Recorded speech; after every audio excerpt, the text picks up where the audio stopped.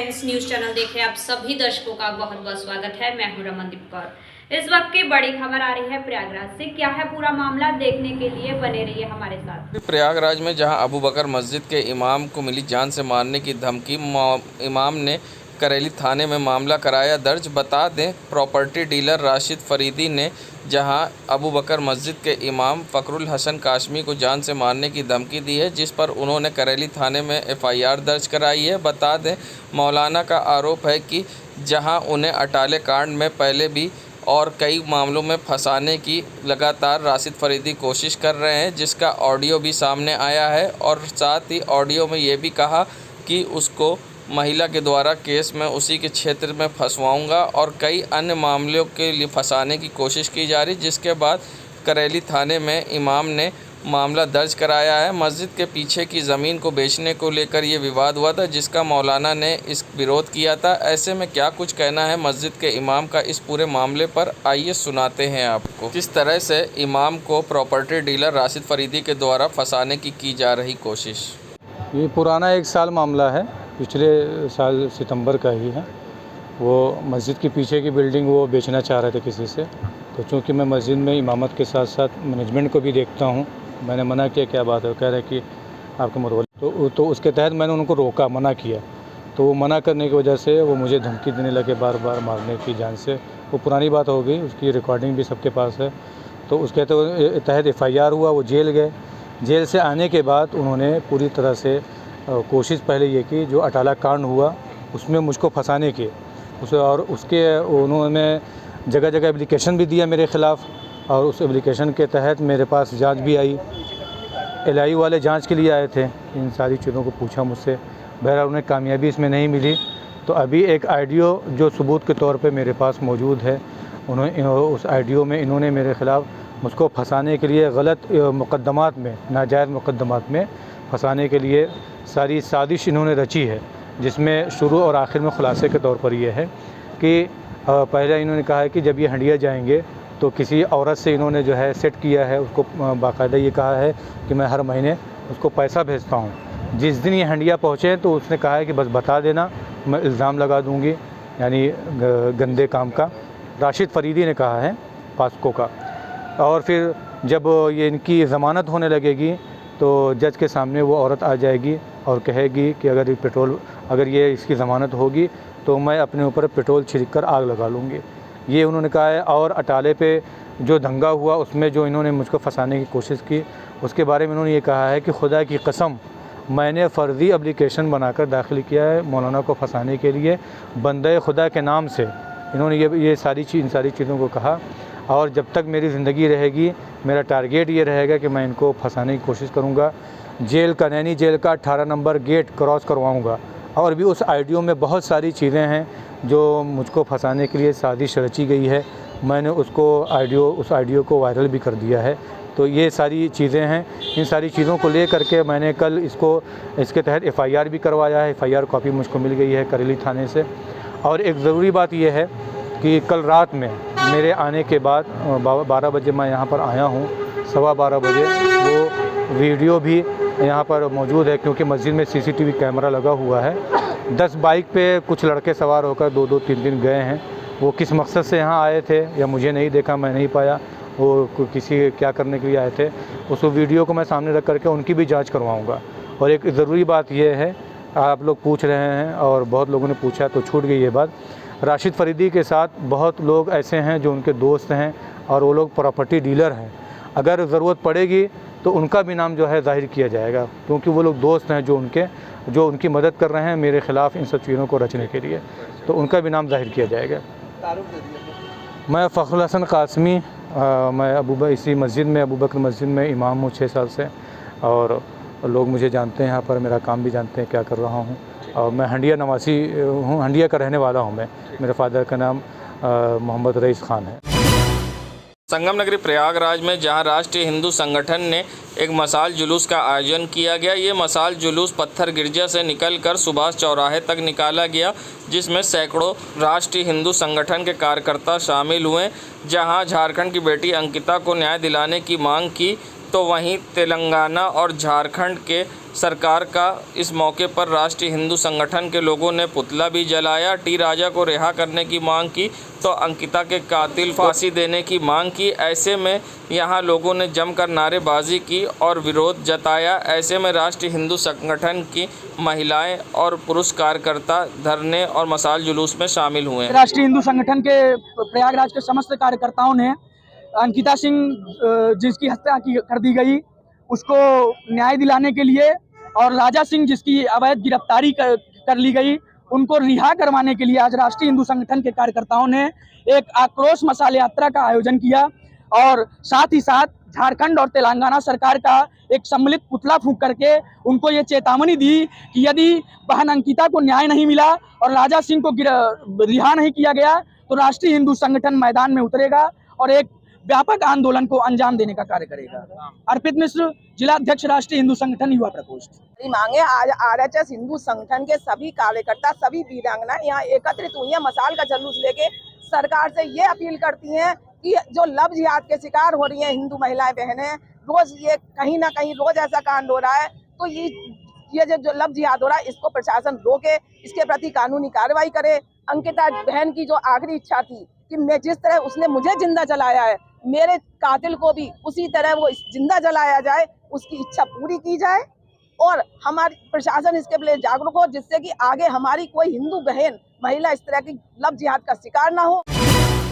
संगम नगरी प्रयागराज, यहाँ तीर्थराज प्रयागराज में एक ऐसा मोहल्ला है जहाँ पर सिर्फ हिंदू ही नहीं बल्कि मुसलमान परिवार भी गणेश उत्सव धूमधाम से मनाता है। जी हाँ, ये नज़ारा है सिविल लाइंस के पहले सिनेमा के पास का, जहाँ गली में अफसाना, सिराज और असलम जैसे कई मुस्लिम परिवार मिलकर भगवान गणेश की प्रतिमा को स्थापित करते हैं और पूरी श्रद्धा से पूजा और अर्चना करते हैं। यहाँ मुस्लिम परिवार हिंदू परिवारों के साथ मिलकर गणपति बप्पा मोरिया के जयकारे भी लगाते हैं। बुरके में मुस्लिम महिलाएं पंडाल में गणेश आरती करती हैं तो मुस्लिम भाई श्रद्धालुओं को प्रसाद वितरित करते हैं और यहाँ पर रोज भक्तों की लंबी भीड़ होती है। ऐसे में यहाँ इनके सहयोग में श्रीवास्तव परिवार भी रहता है, जहाँ श्रीवास्तव परिवार की महिला स्मृति श्रीवास्तव बताती हैं कि आयोजन गणेश उत्सव मुस्लिम परिवार के सहयोग से रहता है। पंडाल गणेश स्थापना से लेकर प्रतिमा विसर्जन तक पूरा सहयोग करते हैं।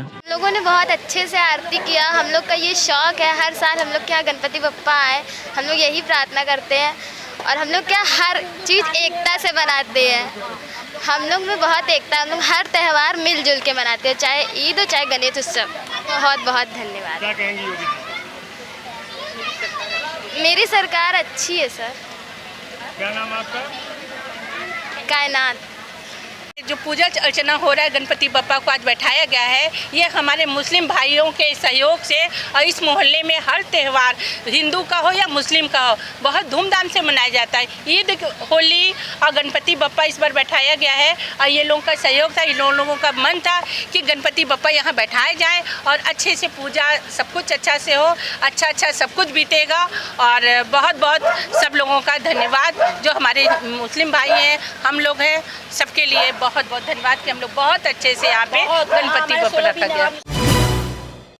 लॉ फैकल्टी के छात्रों ने आज CAV इंटर कॉलेज के पास सड़क पर बैठकर चक्का जाम किया। इस दौरान सैकड़ों की संख्या में बैठे छात्रों ने जिला प्रशासन के खिलाफ जमकर नारेबाजी की। छात्रों की मांग लॉ फैकल्टी कॉलेज के जाने वाले रास्ते पर जल भराव है, जिसकी शिकायत कई बार जिले के अधिकारियों से की गई लेकिन कोई सुनवाई नहीं हुई। आज रास्ते एक महिला गिर गई और उसे चोट आई है, जिससे विरोध में छात्र चक्का जाम कर प्रदर्शन किया। ऐसे में CMP डिग्री कॉलेज के प्रधानाचार्य ने पहुंचकर समझा बुझाकर रास्ता खुलवाने की कोशिश की और ऐसे में क्या कुछ कहना है छात्रों का, आइए सुनाते हैं।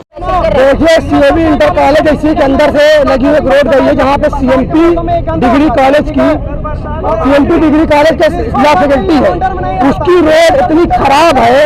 उसका नाम गोबर गली था, उसका नाम गोबर गली से बदल करके नौनिहाल गली कर दिया गया है, लेकिन उस पर विकास अभी तक कुछ नहीं हुआ। लगातार DM को, मेयर साहिबा को चिट्ठियां लिखी जा रही है।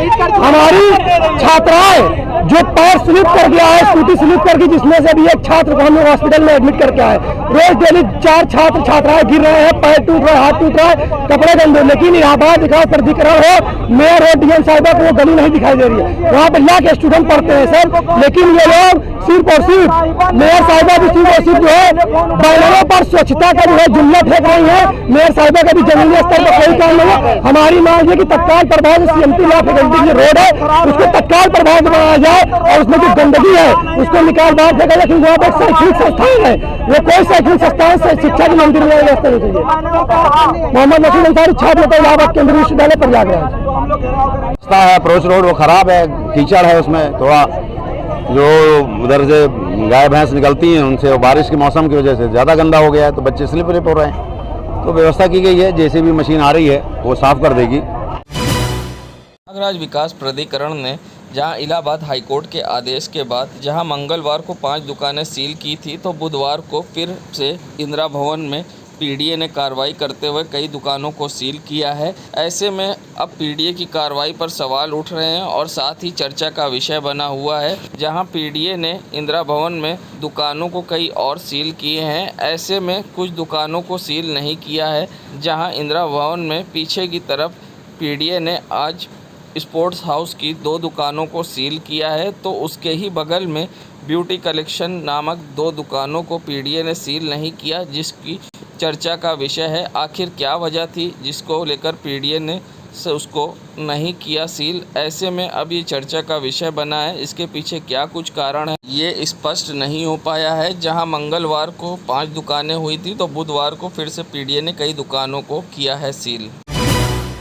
संगम नगरी प्रयागराज जहां समाज सेवी सलामत उल्लाह व सपा नेता ने आज बाढ़ राहत शिविर पहुंचकर जहां लोगों को राहत सामग्री बांटी है, साथ ही खाने पीने का सामान व पानी भी लोगों को बांटा। बता दें, हाजी सलामत उल्लाह ने बाढ़ पीड़ितों को लगातार मदद करते आ रहे हैं। ऐसे में आज वो बाढ़ राहत शिविर पहुंचे थे, जहां पर उन्होंने बड़े व बच्चों को खाने पीने का सामान व पानी की बोतल बांटी है। बता दें, हाजी सलामत उल्लाह अपने क्षेत्र में समाज सेवी भी हैं और सपा नेता भी हैं। अक्सर वो लोगों की मदद में जुटे रहते हैं। इसी कड़ी में आज वो सहारा पब्लिक स्कूल व अन्य बाढ़ क्षेत्र शिविर के जगह पर पहुंचे और उन्होंने यहां पर लोगों का हालचाल जाना और समस्या से जूझ रहे लोगों को खाने पीने का सामान व पानी की बोतलें बांटी। इस मौके पर हाजी सलामत उल्लाह के संग कई समाज सेवी युवक भी मौजूद रहे, जिन्होंने खाने पीने का सामान बांटा। संगम नगरी प्रयागराज जहां कोरोना काल के कारण कोई भी कार्यक्रम नहीं हो रहा था, अब गाइडलाइन हटने के बाद फिर से एक बार आयोजन हो रहा है। ऐसे में सुल्तानपुर भावा में बप्पा को स्थापित किया गया और भव्य आयोजन और पूजा अर्चना की जा रही है। ऐसे में किस तरह से आयोजन हो रहा है, क्या कुछ कहना है आयोजक का, किस तरह से भंडारा किया जा रहा है, आइए सुनाते हैं आपको। हमारा ये प्रोग्राम 10 साल से हो रहा है, विशाल प्रोग्राम हो रहा है और विशाल भंडारा किया जाता है, जो कि डेली 1000, 1200, 1500 आदमी डेली सुबह शाम प्रसाद बंटता है। मैं चाहता हूँ आपके चैनल के माध्यम से शहर के सारे लोग आएँ और हमारे बप्पा का दर्शन करें। कोरोना काल के कारण ये थोड़ा वो किया गया है प्रोग्राम, अगले साल विशाल प्रोग्राम किया जाएगा। हम चाहते हैं कि आप हमारे चैनल द्वारा आप हमारे प्रोग्राम को वो करिए। आपका नाम? पिंटू विश्वकर्मा। संगम नगरी प्रयागराज जहां योगी सरकार ने मदरसे को लेकर नई गाइडलाइन जारी करी है, अब ऐसे में कोई भी नए मदरसे की मान्यता के लिए उससे पहले सर्वे होगा, जिसके लिए CM योगी ने सभी जिलाधिकारी को आदेश जारी कर दिया है। अब मदरसों को मान्यता लेने के लिए पहले अब सर्वे कराना होगा। ऐसे में नए फरमान के बाद हमने जब मदरसों के संचालक और जनता से बात की तो क्या कुछ कहना था, इस पर हम आपको सुनाएंगे। मगर मदरसे के संचालक व मुस्लिम समाज के लोगों ने CM योगी के इस फैसले का स्वागत किया है। साथ ही उनका कहना था कि इससे मदरसों को प्रोत्साहन मिलेगा। ऐसे में क्या कुछ कहना है लोगों का, आइए सुनाते हैं आपको। ये सरकार की बहुत ही अच्छी पहल है, इसका हम लोग इस्तकबाल करते हैं कि जो मोहल्लों में मदरसे चल रहे हैं, मुसलमान अपने जेब ख़ास से इन मदरसों को चला रहे हैं। अब सरकार की ये जो पहल है, ज़िला अधिकारी के माध्यम से अनुदान मंजूर किया जाएगा, इसका हम लोग बहुत बहुत इस्तकबाल करते हैं। उम्मीद करते हैं कि इससे मदरसों का फ़रोग़ होगा, मदरसों को तरक्की मिलेगी। इसके लिए हम लोग बहुत शुक्रगुज़ार हैं कि एक मौका दिया है उत्तर प्रदेश सरकार ने, योगी सरकार ने मदरसों को तरक्की के लिए। इसका बहुत बहुत इस्तकबाल है। Zulfikar Ahmed, Darul Uloom Mohammadia, Nawab Yusuf road, civil lines Allahabad. इस सरकार के इस फैसले का हम स्वागत करते हैं और ये जो फैसला सरकार ने लिया है इससे हम लोगों के जो भी जेन्युइन मदरसे चल रहे थे उनको प्रोत्साहन मिलेगा और हम बहुत इस योगी सरकार के इस फैसले के हम बहुत आभारी हैं। मोहम्मद कासिफ, इलाहाबाद। ये तो बहुत ही अच्छा है कि जो भी मदरसे हैं चल रहे हैं, अभी अपने जेब से लोग चला रहे हैं। अगर ये सरकार इसमें पहल करती है और अनुदान देती है तो इसका हम तमाम मुसलमान मदरसे वाले तहे दिल से शुक्रिया अदा करते हैं। अब रजिस्ट्रेशन से पहले भी सरकार इसका सर्वे कराएगी, क्या जी, जो नए रजिस्ट्रेशन के लिए अप्लाई करें? तो जिसके पास मदरसे हैं रजिस्ट्रेशन के लायक और कमरे हैं उनके पास उनका रजिस्ट्रेशन चेक कराने में कोई दिक्कत नहीं है, वो शौक़ से चेक कर सकते हैं। मेरा नाम मोहम्मद अरमान रज़ा। नगरी प्रयागराज, जहां इस्लामिक माह सफ़र उल मुज़फ़्फ़र की पहली जुमेरात को करेली में जेके आशियाना के अज़ा खान मुबारक विला से नौचंदी का मातम जुलूस अक़ीदत व एहतमाम के साथ निकाला गया। जुलूस में ताबूत इमाम हुसैन गाज़ी अब्बास का अलम, जुलजना की शबी, गुलाब व चमेली के फूलों से सजाकर ज़ियारत और जुलूस के साथ रही। रास्ते भर लोगों ने बोसा लिया और वहीं क्षेत्रीय अज़ा खानों में जुलजना की गश्त भी कराई गई, जहां महिलाओं ने जुलजना का इस्तकबाल भीगे चने की दाल, दूध, जलेबी से किया। सूती व फूलों की चादर चढ़ाकर मन्नत व मुरादें मांगी गई। मसूद हुसैन के अज़ा खाने से निकले गए जुलूस का आगाज़ मोहम्मद कुमैल के तिलावत कलाम पाक से हुआ, जहां नजमुल हसन बिश्नोई ने मरसिया पढ़। मजलिस को खिताब मौलाना सैयद जवादुल हैदर रिजवी ने किया। संगम नगरी प्रयागराज के नज़ारा है कीटगंज नई बस्ती पुलिस चौकी का, जहां आप देख सकते हैं यहां पुलिस बूथ पर ताला लटका हुआ है और यहां कुशल कुमार तिवारी जो कि चौकी प्रभारी हैं वो यहां तो नहीं दिख रहे हैं, मगर हाँ ताला चौकी पर लटका ज़रूर दिख रहा है। ऐसे में कोई बड़ी दुर्घटना होती है तो आदमी मदद के लिए कहाँ जाएगा, ये भी एक अपने आप में बड़ा सवाल है। जहां ज़िले के कप्तान ज़ीरो टॉलरेंस की नीति पर काम कर रहे हैं और किसी भी अपराध को बढ़ावा नहीं देना चाहते, ऐसे में यहां पुलिस के ही कुछ लोग उनकी इस अभियान पर जहां पलीता लगा रहे हैं। आपको बता दें यहाँ ताला लटका हुआ है और ये नज़ारा है कीटगंज पुलिस चौकी का, जहाँ पर पुलिस कर्मियों की लापरवाही नज़र आई और यहाँ पर संबंधित जिम्मेदार यहाँ से नदारत दिखाई दिए। इंचार्ज तो दूर, यहाँ पर कोई सिपाही भी नज़र नहीं आया और चौकी पर लटका दिखा ताला। शहर के सबसे व्यस्त इलाका है कीटगंज नई बस्ती। देश दुनिया की खबरों के लिए world media times news channel को सब्सक्राइब करें।